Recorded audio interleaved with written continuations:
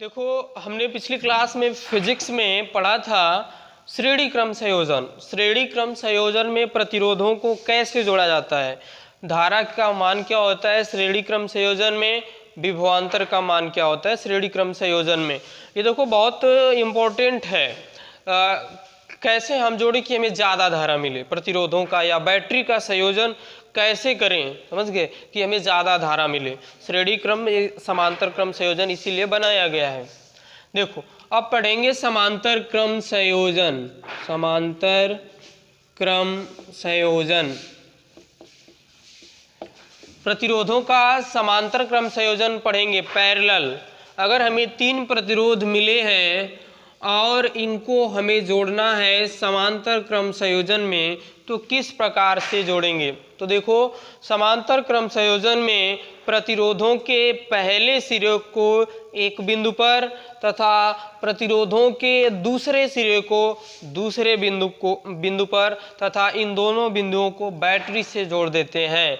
इस प्रकार का संयोजन समांतर क्रम संयोजन कहलाता है। जैसे ये पहला प्रतिरोध है ना, और ये दूसरा है, ये तीसरा है, समझ गए।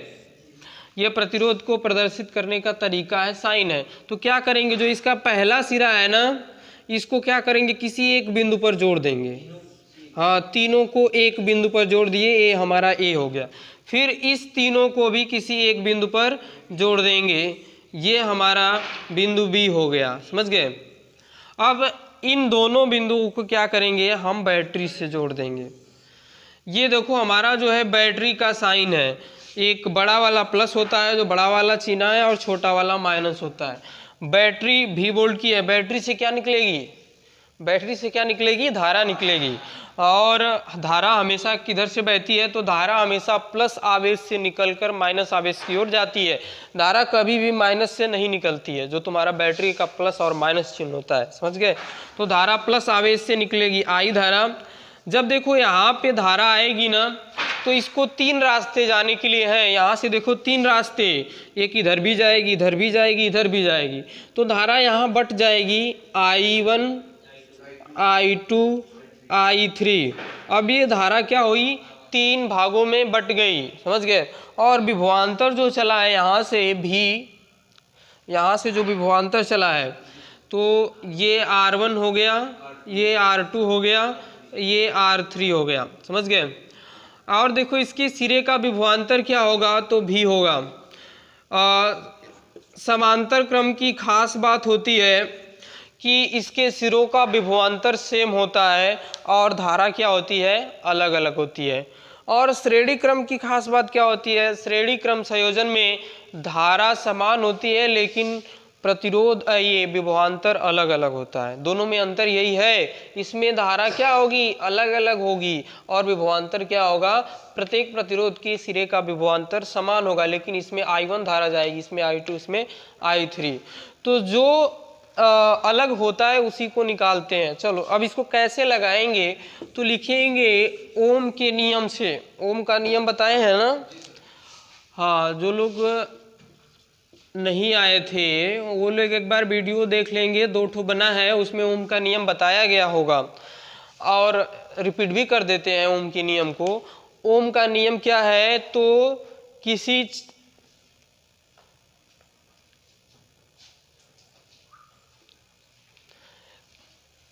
किसी चालक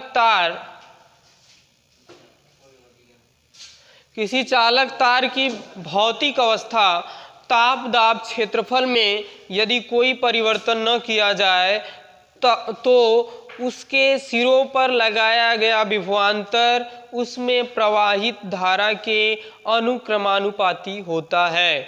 ये ओम का नियम है। ओम का नियम क्या, ओम ने बताया कि अगर किसी चालक तार की भौतिक अवस्था में, भौतिक अवस्था ब्रैकेट में रहेगा ताप दाब क्षेत्रफल, अगर कोई चालक तार है उसके ताप में, दाब में और क्षेत्रफल में तुम कोई परिवर्तन नहीं करते हो, तो उसके सिरों का जो विभवांतर होगा धारा के अनुक्रमानुपाती होता है।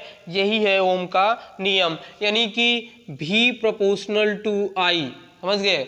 और ये जब प्रोपोर्शनल का चिन्ह हटता है तो एक नियतांक आता है R, जिसको हम क्या कहते हैं, प्रतिरोध कहते हैं। इस नियतांक को ही प्रतिरोध कहते हैं। V बराबर RI या IR, समझ गए। यही ओम का नियम है। ओम का नियम हर साल पूछा जाता है एग्जाम में, ये फिक्स है। ओम का नियम पूछा जाएगा। अगर ओम का नियम की परिभाषा पूछी जाए, ओम का नियम जो है परिभाषित करो, अगर परिभाषा नहीं पूछी जाती तो सवाल दे देता है, लेकिन ओम का नियम आता जरूर है। तो V बराबर क्या, IR। ओम के नियम से यानी कि V बराबर क्या हो जाएगा, ओम का नियम होता है V बराबर IR से। अब देखो, जब हम संयोजन निकालते हैं तो जो भिन्न होता है ना उसको पहले निकालते हैं। तो इसमें धारा अलग अलग है ना, तो इसमें धारा अलग अलग है, तो पहले I1 का मान निकालेंगे। यहाँ से I बराबर क्या हो जाएगा बताओ, I बराबर V बटा R हो जाएगा। तो I1 बराबर क्या हो जाएगा, V बटा R1। I2 बराबर क्या हो जाएगा, V बटा R2। I3 बराबर क्या हो जाएगा, V बटा R3। ये समीकरण 1, 2, 3 समझ गए। तो समीकरण 1 धन 2 धन 3 से समीकरण 1, 2, 3 को जोड़ दो, I1 plus I2 plus I3 बराबर क्या हो जाएगा, V बटा R1 V बटा R2 प्लस V बटा R3। समझ गए। देखो, जब हम समीकरण को जोड़ते हैं तो एक पक्ष एक साइड और दूसरा पक्ष एक साइड, समझ गए, इस तरह जोड़ा जाता है। ये जोड़ने का क्रम है। देखो, ये चीज जो तीनों धारा को जोड़ दिए ना, पहले यहाँ से कौन सी धारा निकली थी, पहले तो I एम्पियर की धारा निकली थी, जैसे 4 एम्पियर की निकली। अब यहाँ पे जाने के बाद सब बट गई है, तो बटेगी तो सब में समान धारा जाएगी। जैसे मान लो यहाँ पे 8 एम्पियर की हमने धारा दिया, तो जब यहाँ पे जाएगी ना तो 8 एम्पियर की धारा जो है तुम्हारी 3 बराबर भागों में बट जाएगी, समझ गए। 3 बराबर यानी I1 I2 I3 3 बराबर भागों में बट जाएगी। अब तीनों को जब जोड़ेंगे तो इसके बराबर होगा ना जो 8 एम्पियर की चली है। तो I1 plus I2 plus I3 को क्या लिख लेंगे, I। यहाँ से पहले I चली थी। अब देखो, इसमें से भी कॉमन कर ले तो क्या आ जाएगा, 1 बटा R1 1 बटा R2 1 बटा R3, समझ गए। अब देखो, ये I बराबर V है, तो V का क्या है, इससे गुणा है, इधर आएगा तो भाग हो जाएगा। I बटा V बराबर 1 बटा R1 प्लस 1 बटा R2 प्लस 1 बटा R3। अब देखो, I बटा V को तुम क्या लिख सकते हो, I बटा V को लिख सकते हो 1 बटा R, 1 बटा R1 प्लस 1 बटा R2 प्लस 1 बटा R3। यही हमारा श्रेणी क्रम से। I बटा V को 1 बटा R कैसे लिखे हैं, देखो V बराबर IR होता है ना, तो R बराबर यहाँ से क्या हो जाएगा, V बटा I हो जाएगा। R बराबर करोगे तो V बटा में आ जाएगा। अब हमें लिखना किसके बराबर, I बटा V लिखना है ना, तो इसको उलट दो, उल्टोगे इसको तो ये भी उलट जाएगा ना। ये R बटा 1 है तो 1 बटा R हो जाएगा। दोनों पक्ष उलट दिए, हम उल्टा कर दिए। उल्टा करने का मतलब ऐसे गुणा कर दिए हैं, समझ गए। तो 1 बटा R बराबर क्या हो जाएगा, I बटा V। तो I बटा V को हम क्या लिख सकते हैं, 1 बटा R लिख सकते हैं। R क्या है, R हमारा है तुल्य प्रतिरोध। तुल्य का मतलब होता क्या है कि तुम 3 प्रतिरोध न लगा के इसमें एक ही प्रतिरोध R ओम का लगा दो तो कोई परिपथ में परिवर्तन नहीं होगा। इसी को तुल्य प्रतिरोध कहा जाता है। जैसे अगर तुम अपने घर में बैटरी बहुत सारी 4-5 ठो बैटरी लगाए हो, समझ गए, और तुम चाहते हो कि ये कोई 10 वोल्ट की 20 वोल्ट की है और उससे तुम अपना काम चला रहे हो, तो क्या करना है कि इस जो 3-4 ठो बैटरी है ना, इनको हटा के एक बड़ी बैटरी लगा सकते हो जिससे तुम्हारे परिपथ में धारा मिलती रहेगी। तो वही बात है तुल्य प्रतिरोध का मतलब। परिपथ में ये जो 3-4 ठो प्रतिरोध लगे हैं उसको हटा के हम अगर R ओम का एक दूसरा प्रतिरोध लगा दें तो परिपथ में कोई परिवर्तन नहीं होगा। तो ये था ओम का नियम। ओम के नियम की खास बात क्या है, तो ओम के नियम में जो है धारा का मान अलग अलग होता है और विभवांतर क्या होता है, समान होता है। श्रेणी क्रम में क्या होता है, धारा समान होती है, विभवांतर अलग अलग होता है। समझ गए? श्रेणी क्रम में प्रतिरोधों को कैसे जोड़ते हैं? तो श्रेणी क्रम में प्रतिरोधों को सीधे जोड़ते हैं। समझ गए? श्रेणी क्रम में प्रतिरोधों को सीधे जोड़ा जाता है, R बराबर R1 plus R2 plus R3, और समांतर क्रम में उलट के जोड़ा जाता है, 1/R बराबर 1/R1 प्लस 1/R2 R3 ऐसे। तो ये हो गया श्रेणी क्रम, ये हो गया समांतर क्रम संयोजन। प्रतिरोधों को इस प्रकार से जोड़ा जाता है। अब कक्षा 11 में जब तुम जाओगे तो सेल को बताया जाएगा कि सेल को कैसे जोड़ा जाए। समझ गए? कि हमें ज्यादा धारा मिले। समझ गए? अगर तुम जैसे समांतर क्रम में जोड़ोगे या श्रेणी क्रम में जोड़ोगे सेलों को तो धारा कब अधिक मिलेगी। जैसे 3-4 ठो बैटरी है तुम्हारे पास, उसको जोड़ के तुम्हें धारा लेना है, तो किस प्रकार हम जोड़े कि हमें अधिकतम धारा प्राप्त हो, ये चीज वहां पे बताई जाएगी कि समांतर क्रम में तुम्हें जोड़ना है या श्रेणी क्रम में। जिसको पता नहीं होता है, अगर वो इधर उधर कर दिया तो एक बैटरी के बराबर ही धारा मिलती है, लेकिन तुम्हारे पास है 4 बैटरी, अगर क्रम सही नहीं जोड़े हो तो एक बैटरी के बराबर ही धारा मिलेगी। क्रम सही होना चाहिए। समझ गए? तो ये हो गया समांतर क्रम संयोजन। ओम का नियम। देखो इस चैप्टर में कौन कौन सी टॉपिक थी? तो इस चैप्टर में थी विद्युत आवेश। विद्युत आवेश किसे कहते हैं? तो किसी पदार्थ का वह गुण जिसके कारण उसमें चुंबकीय प्रभाव या विद्युत प्रभाव उत्पन्न होता है। या आवेश क्या है? तो किसी परमाणु में बताता है कि उसमें इलेक्ट्रॉन की अधिकता है या कमी है। जैसे हम कहें Na+, तो Na परमाणु में क्या है? 1 इलेक्ट्रॉन की अधिकता है। प्लस का मतलब अधिक होता है। समझ गए? यानी कि 1 इलेक्ट्रॉन ये त्याग रहा है। तो कौन बता रहा है? आवेश बता रहा है। प्लस क्या है? आवेश है। तो आवेश के द्वारा हमें क्या ज्ञात होता है कि परमाणु में इलेक्ट्रॉन की कमी है या अधिकता है। या आवेश और क्या बताता है? विद्युत प्रभाव या चुंबकीय प्रभाव की व्याख्या करता है। समझ गए? कौन? आवेश बताता है। इसके बाद हमने बताया था आवेश के प्रकार। देखो आवेश के प्रकार 3 प्रकार के होते हैं, धनावेश, ऋणावेश और उदासीन। समान आवेशों में प्रतिकर्षण होता है और विपरीत आवेशों में आकर्षण होता है। जैसे ये प्लस है, ये माइनस है, तो इसके बीच क्या होगा? आकर्षण होगा। प्लस माइनस क्या करेगा? आकर्षित करेगा। और प्लस प्लस रहेगा तो क्या करेगा? प्रतिकर्षित करेगा। दूर जो है, जैसे तुम्हारा चुंबक होता है ना, अगर चुंबक का उत्तरी ध्रुव लगाओ तो वो जो है चपकेगा नहीं एक पे, दूर प्रतिकर्षित करता है। उसी तरह आवेशों का भी गुण होता है। समान आवेश प्रतिकर्षित करते, विपरीत आवेश आकर्षित करते। इसके बाद मैंने बताया था विद्युत धारा। विद्युत धारा किसे कहते हैं? तो आवेश प्रवाह की दर को विद्युत धारा कहते हैं। जब जैसे तार ये है, इसमें आवेश बहेगा तभी धारा तुम्हें मिलेगी। यानी आवेश प्रवाह की दर को क्या कहते हैं हम? धारा। I बराबर Q/T। अगर T बराबर 1 सेकेंड कर दें तो I बराबर क्या हो जाएगा? Q। यानी धारा किसके बराबर हो गई? आवेश के बराबर। तो आवेश को ही क्या कहते हैं? धारा कहते हैं। समझ गए? आवेश प्रवाह की दर को विद्युत धारा कहते हैं। विद्युत धारा का मात्रक क्या होता है? तो विद्युत धारा का मात्रक एम्पियर होता है। विद्युत धारा का मात्रक क्या होता है? एम्पियर। या इसको यहां से कहोगे तो कूलाम प्रति सेकेंड। और आवेश का मात्रक क्या होता है? आवेश का मात्रक कूलाम होता है। क्या होता है आवेश का मात्रक? कूलाम होता है। समझ गए?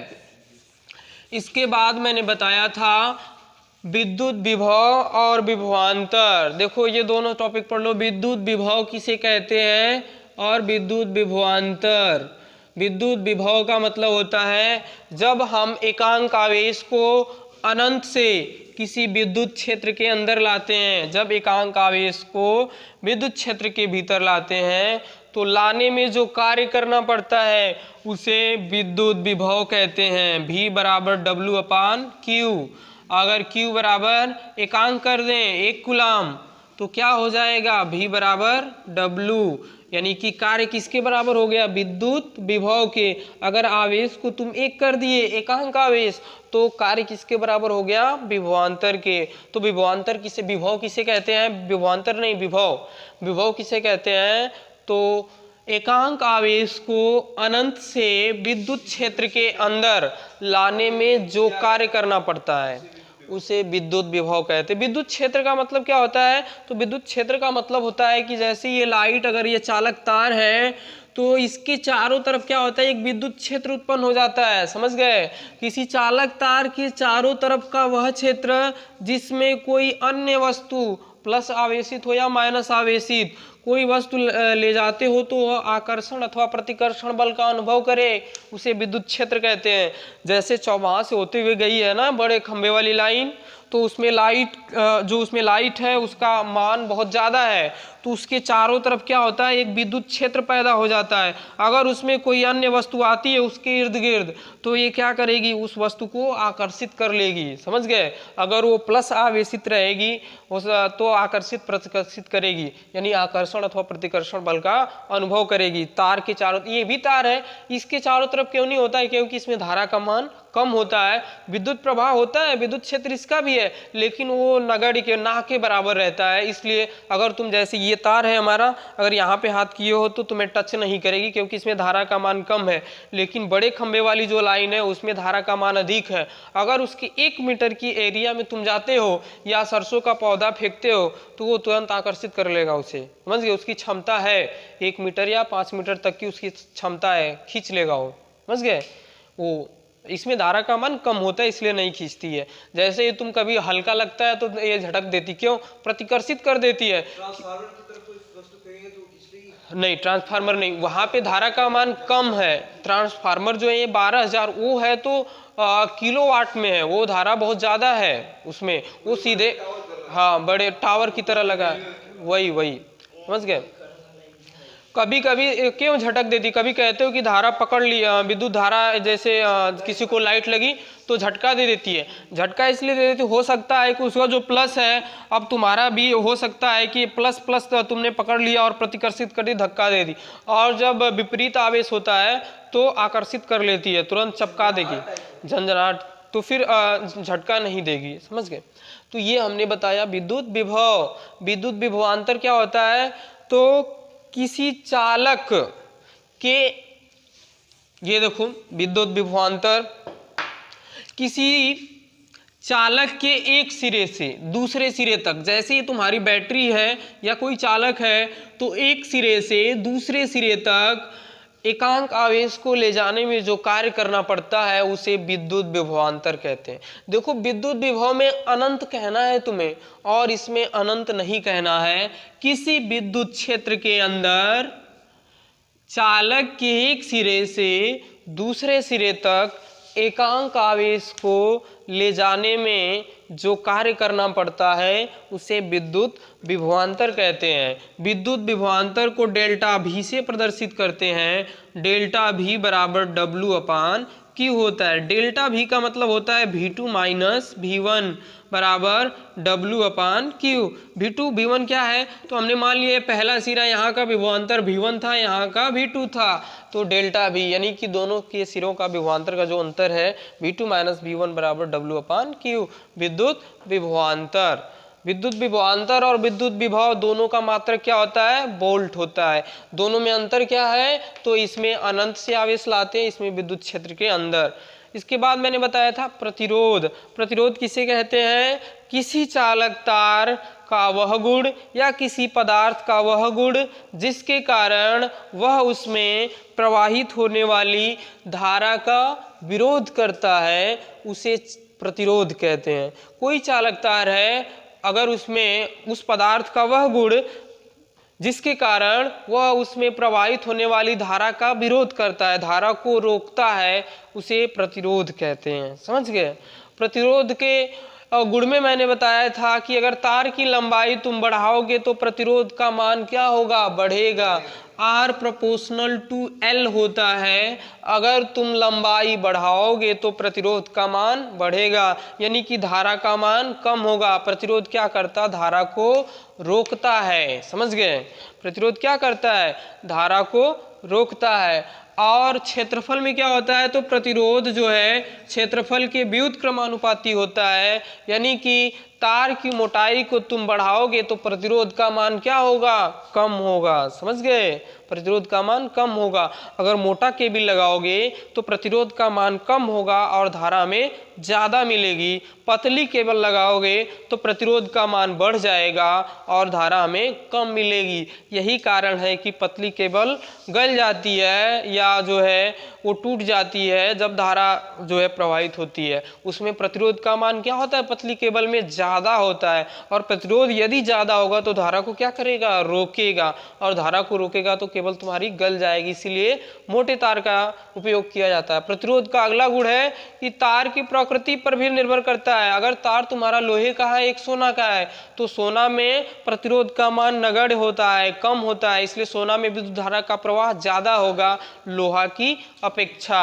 तो इसलिए तार की प्रकृति पर भी निर्भर करता है। तुमने तार टंगस्टन किसका लगाया है, जो है एल्युमिनियम का लगाया, कापर का लगाया, किसका लगाया है, उसके पर भी निर्भर करता है। इसके बाद मैंने बताया था विशिष्ट प्रतिरोध। विशिष्ट प्रतिरोध किसे कहते हैं, तो किसी चालक तार के प्रतिरोध को ही विशिष्ट प्रतिरोध कहते हैं। किसी चालक तार के प्रतिरोध को ही विशिष्ट प्रतिरोध कहते हैं। ये देखो फार्मूला होता है R proportional to L, R proportional to 1/A। तो R proportional to L/A, proportional का चिन्ह हटता है तो रो आता है। तो रो एक नियतांक है जिसे हम क्या कहते हैं, चालक तार का प्रतिरोध कहते हैं। तो रो बराबर आ जाएगा RA/L। यही क्या है, चालक तार का प्रतिरोध है। या चालक तार अगर रो बराबर R हो जाएगा, कब हो जाएगा, जब A बराबर तुम 1 कर दो और L बराबर भी 1 कर दो। यानी कि कोई चालक तार है, उसका क्षेत्रफल 1 मीटर स्क्वायर है और लंबाई 1 मीटर है, तो उस चालक तार के प्रतिरोध को ही विशिष्ट प्रतिरोध कहेंगे। समझ गए, विशिष्ट प्रतिरोध और प्रतिरोध दोनों का मात्रक ओम होता है। तो ये विशिष्ट प्रतिरोध हो गया और प्रतिरोध, समझ गए। ये इस चैप्टर में इतना ही था। आज मैंने श्रेणी और समांतर क्रम संयोजन बताया। अगली क्लास में हम लोग पढ़ेंगे अगला चैप्टर इसका, विद्युत धारा का। विद्युत धारा का तापीय प्रभाव। समझ गए, पहला चैप्टर विद्युत धारा था, इसके बाद तापीय प्रभाव। आज के लिए इतना ही, शेष अगली क्लास में। वीडियो अच्छा लगे तो लाइक करें, शेयर करें, कमेंट करें और